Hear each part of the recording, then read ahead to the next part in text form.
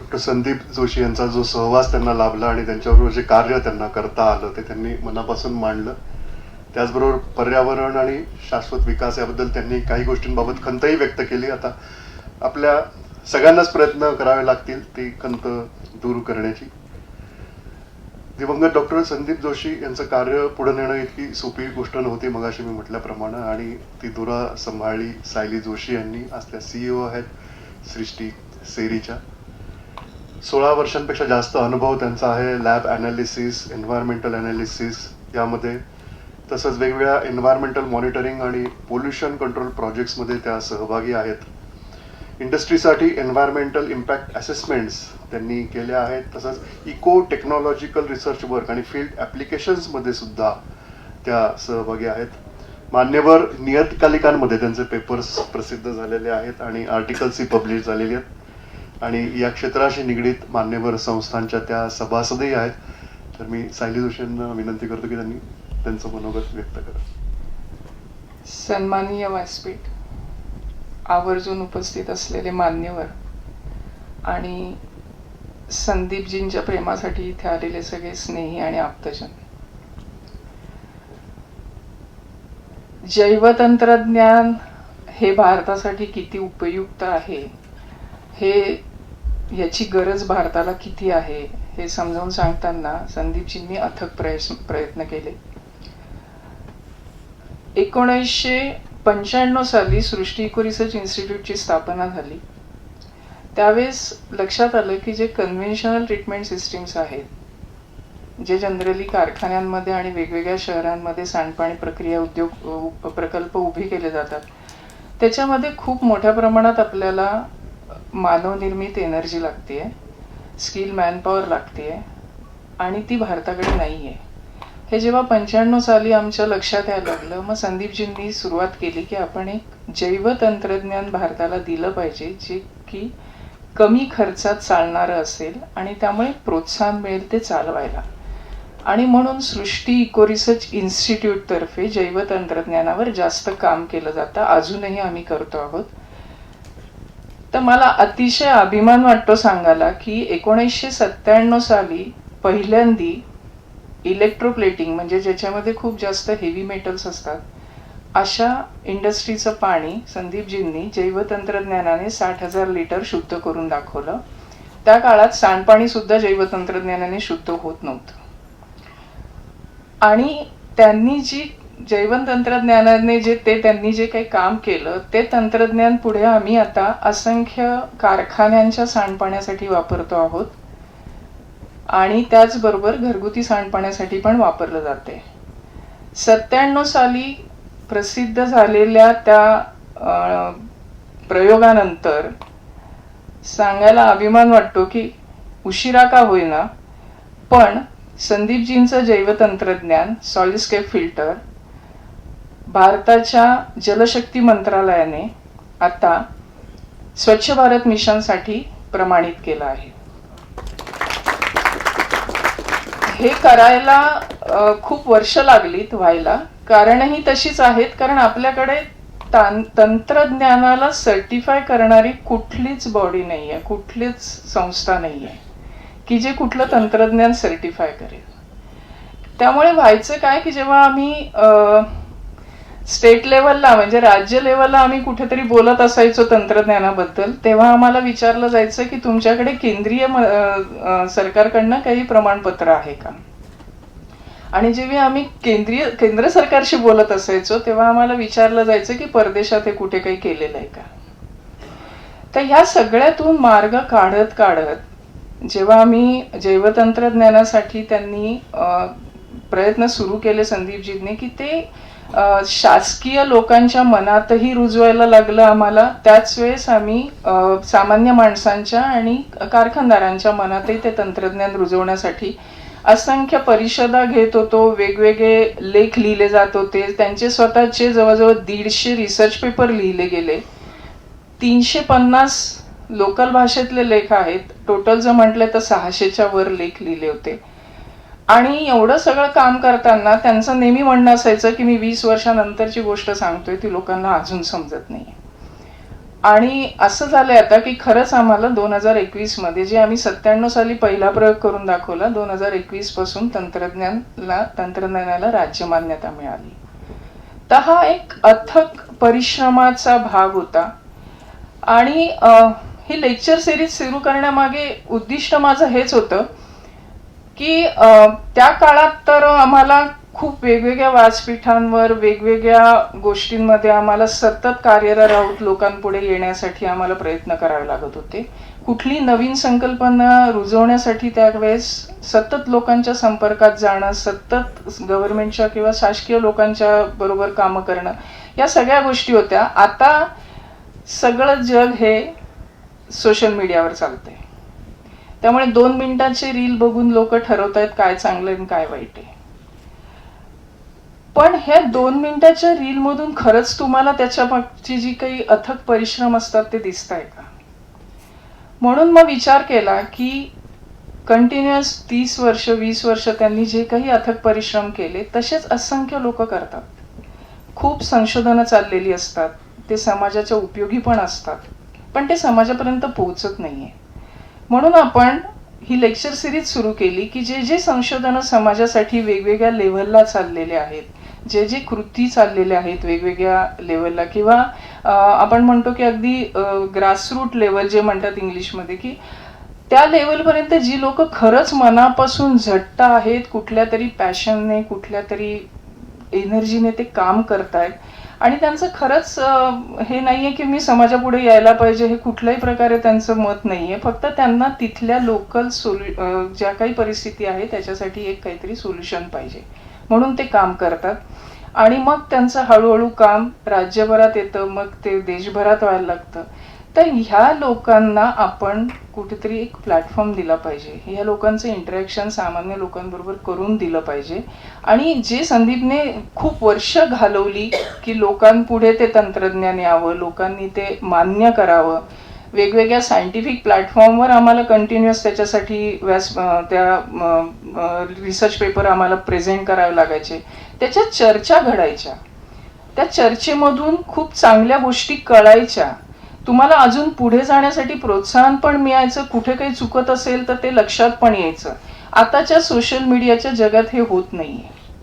तुम्हाला फक्त काहीतरी दाखवलं जातं, हे किती चांगलं आहे, हे तुम्ही फक्त तुम्हाला मनातल्या मनात विचार करून ठरवायचं हे चांगलं आहे. पण हा जो प्लॅटफॉर्म आहे ना लोकांपर्यंत पोहोचून चर्चा करण्याचा, तो खूप महत्वाचा आहे आणि त्याच्यातून समाज घडतो. आणि म्हणून आपण ही लेक्चर सिरीज सुरू केली की जे ज्या ठिकाणी असे काही प्रयत्न चाललेले आहेत, वेगळ्या पॉलिसीजमध्ये जे कोणी इम्पॅक्ट करत आहेत किंवा कोणी संशोधनं करताय, आपण जे आधी बोलवले होते लेक्चरर ते अवकाश तंत्रज्ञानामध्ये संशोधन करणारे होते, ते प्लास्टिक तंत्रज्ञानामध्ये संशोधन करणारे होते, त्याच्या आधी जे बोलवले होते लेक्चर ते समाजकार्यात खूप काम करत होते.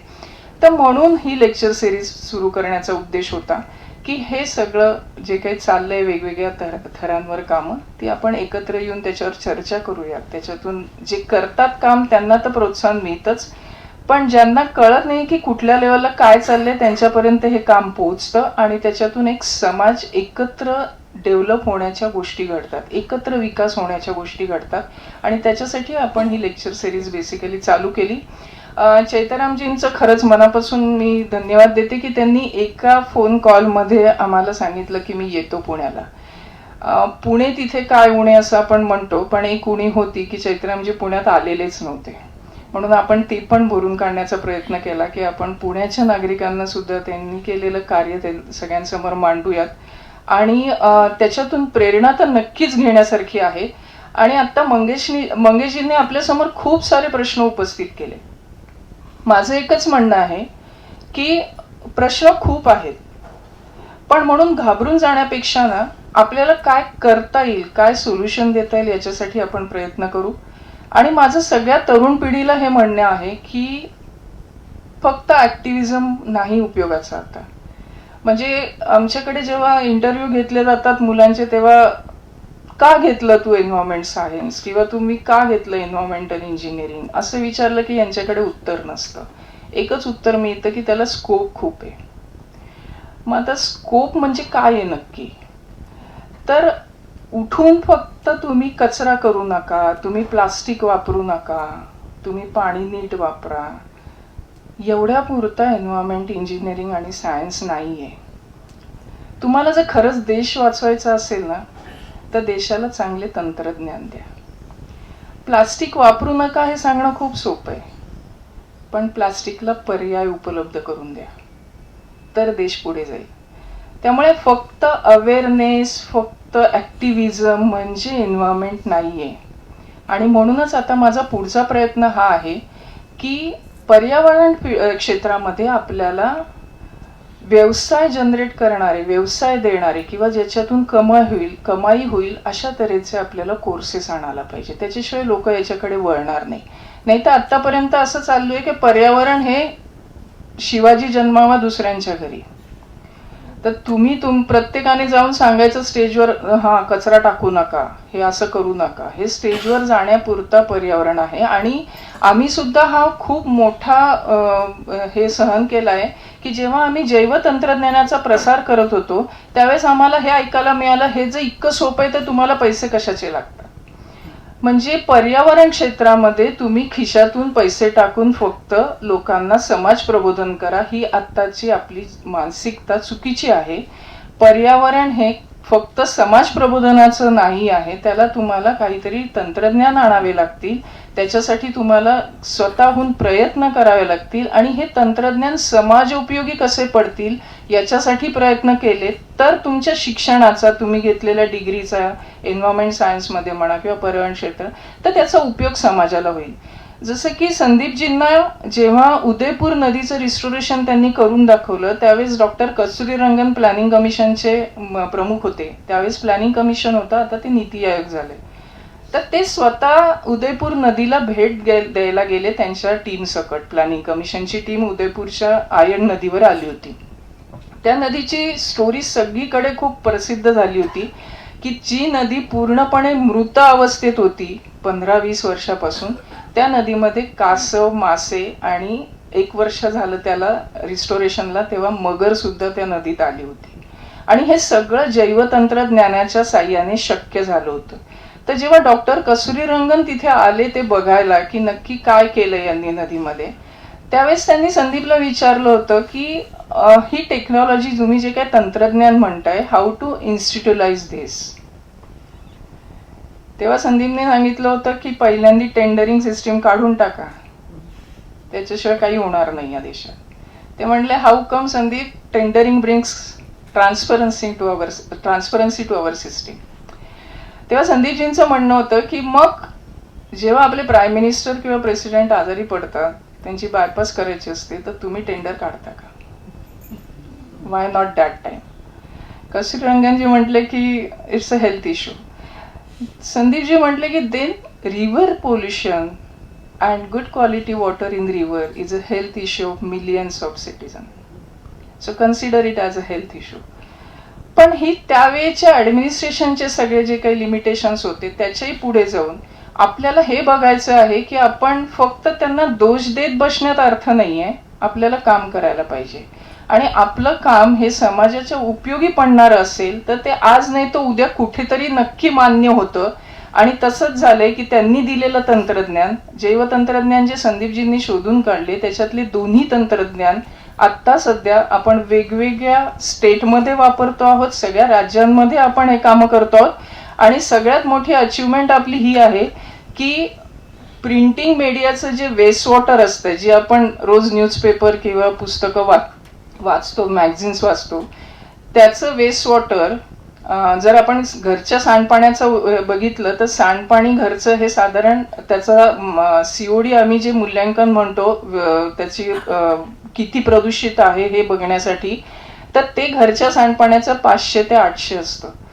आणि हे जे प्रिंटिंग प्रेसचं वेस्ट वॉटर असतं ना, त्याच्या सांडपाण्याचं ते मूल्यांकन 2 लाख असतं. हे इतकं प्रदूषित सांडपाणी कुठल्याही प्रिंटिंग प्रेसला कोणीही कधी शोकॉज नोटीस दाखवत नाही, कारण they are creating government and they are डिस्ट्रॉईंग governments. So कोणीही त्यांना दाखवायला जात नाही की तुमचं सांडपाणी दूषित आहे.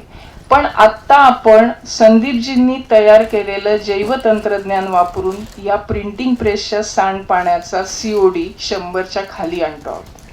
आणि ही सगळ्यात मोठी आत्ता म्हणजे इवन कन्व्हेन्शनल ट्रीटमेंट सिस्टीम हे करू शकत नाही. तर आपण आपलं काम करत राहणं, प्रयत्न करत राहणं एवढंच आपल्या हातात आहे. पण हे करत असताना एका दिशेने अथक परिश्रम झाले पाहिजे आणि तुमचे परिश्रम नक्की रेकग्नाइज होतात. आणि ते आतापर्यंत आमच्या 30 वर्षाच्या याच्यात अनुभवातून लक्षात आले की आपल्या समाजाला ज्याची गरज आहे ते देण्याचा प्रयत्न करूयात. समाजाची प्रगती नक्की होईल. आणि त्याच्याबद्दल आपल्याला आत्मविश्वास असायला पाहिजे की मी जे काम करतोय ते योग्य दिशेने करतोय आणि योग्य वाटचालीने जात असाल तर नक्कीच तुम्हाला साथ मिळते आणि लोक पुढे यायला लागतात. पण हे करताना आता सोशल मीडिया आहे, पूर्वी हे नव्हतं. त्यामुळे मग आमच्या डोक्यात होतं की एक असं छान एक व्यासपीठ ठेवावं की जिथे अशा छान चर्चा घडतील, कुठले संशोधन चालले, आपल्याला काय करायला पाहिजे. कारण कुठल्याही जगामध्ये कुठलीही गोष्ट जर काय तुम्हाला घडून आणायची असेल तर आपल्याला सगळ्यांना एकत्र येणं. म्हणजे आम्ही जेव्हा नदी रिस्टोरेशन करतो तेव्हा आम्ही जैवतंत्रज्ञान कितीही तिथे इम्प्लिमेंट केलं तरी तिथले लोकल सिटीजन्स नागरिक जोपर्यंत आमच्या बरोबर येत नाही तोपर्यंत ती गोष्ट सफल होत नाही. त्यामुळे आम्ही विचार केला की सगळ्यांना एकत्र आणायचं, चर्चा करायच्या, वेगवेगळ्या गोष्टी सगळ्या लोकांसमोर ठेवायच्या. आणि त्याच्यातून ही जी गॅप निर्माण झाली की रिसर्च कुठे चाललाय ते आपल्याला माहिती नाहीये, समाजाच्या गरजा वेगळ्या आहेत, रिसर्च काहीतरी वेगळाच चाललाय, संशोधन काहीतरी वेगळ्याच याच्यात चाललंय, ते ही गॅप कुठेतरी आपण कमी करूयात. आणि हे जे काही संशोधन चाललंय त्याला एक पाठबळ देण्यासाठी त्यांना पण प्रेरणा मिळायला पाहिजे त्यांच्या कार्याची आणि आपल्याला पण त्याच्यातून काहीतरी ज्ञान मिळालं पाहिजे. म्हणून आपण हे व्यासपीठ सुरू केलं. मध्यंतरी कोविडमुळे आपल्याला ते बंद होतं, आपण म्हणजे ऑफलाईन भेटू शकत नव्हतो.